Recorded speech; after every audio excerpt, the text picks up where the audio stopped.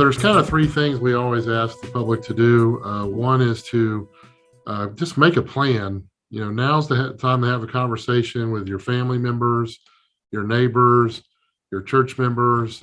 If you're at work in a business or industry or corporation, have those conversations internally about what are our plans if we're impacted by severe weather, if we lose weather or we lose power, if there's flooding that occurs, even things such as if we lose our phone lines, our internet, things that could impact our day-to-day activities. So make a plan. Number two, stay informed. We've become very reliant upon cell phones, and there's always potential with a storm like this that we could have disruptions or outages related to our cell phones. So think of other ways you could get information, alternative means such as a NOAA weather radio with batteries, an AM or FM radio with batteries.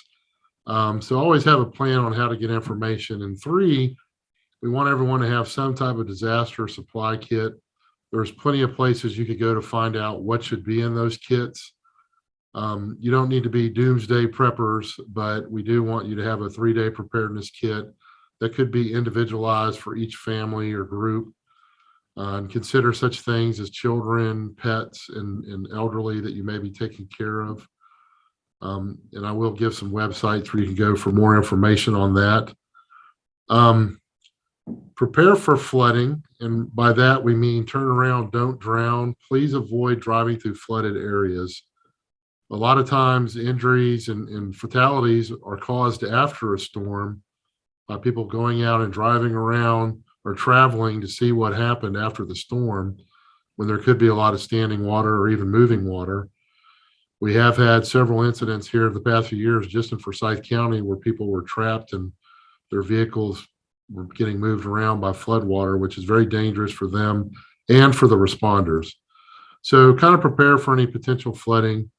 If you live in an area that generally floods, you may want to go ahead and think about what are you going to do. And maybe a little more unusual for us is the wind. We could see some gusts of wind from the storm. So just things like secure your outside items such as lawn furniture, trash cans, plants, propane tanks, things like that could turn into debris. Maybe think about bringing that inside or securing that somehow. But again, we just want the public to plan ahead, be prepared. We know everyone is tired. It's called disaster fatigue from the past 2.5 years of COVID. But we do want everyone to take the storm seriously, monitor the news, and stay informed of what's going on.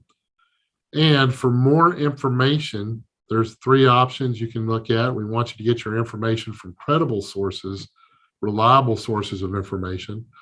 Ready Forsyth, Ready NC, and ready.gov.